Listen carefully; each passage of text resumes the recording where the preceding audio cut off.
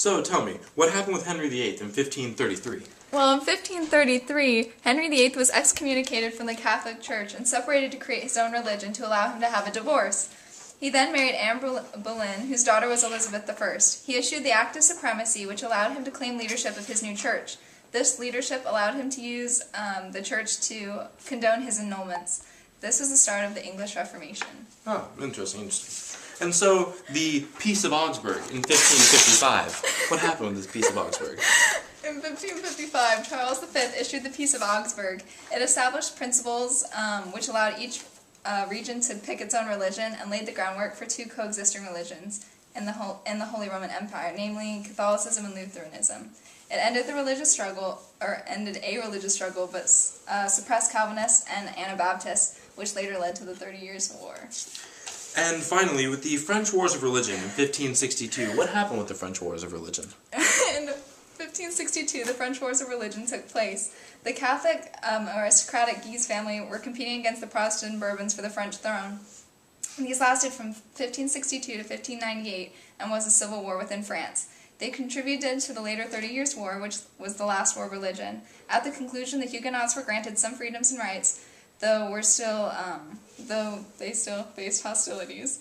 The war also weakened the monarchy in France. Seems very sad. Thank you for sharing. All right, tell me what happened in 1571. Well, in 1571, we had the Battle of Lepanto, which was a naval battle right outside of Greece. The Ottomans... Alright. They shut down Ottoman control of the Mediterranean Sea, basically stopping their control of trade and just moving all their armies with quick, easy access to Europe. Interesting. It was also the first naval battle the Ottomans had lost since the 15th century. It really put a damper in their ego. What about 1572? Well, in 1572, we had the St. Bartholomew's Day massacre, and this was violence against the Huguenots. It was a turning point in the French Wars of Religion, and it was instigated by Catherine de' Medici. There were 5,000 to 30,000 killed, there's no exact number, and it was later used by Voltaire to speak out against religion. Wow. And what about 1588? In 1588, we had the battle with the Spanish Armada and their defeat. They sailed against the English in battle, and their tragic defeat of such a large fleet gave hope to the English, and it really helped solidify Elizabeth's support by the troops during this time of war.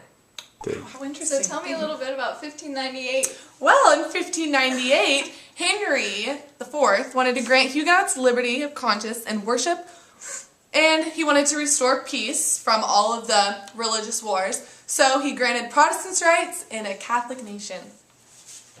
And what happened in 1603? Oh, 1603. Queen Elizabeth dies. She dies. And James I is her successor. He becomes king, and he believes in the divine right theory. He also translates the Bible, which is pretty big. And what happened in 1607? 1607, under the reign of James I, the Virginia Company explorers founded Jamestown, named for their king, James I. It was a swampy island, and it had lots of disease. Yep.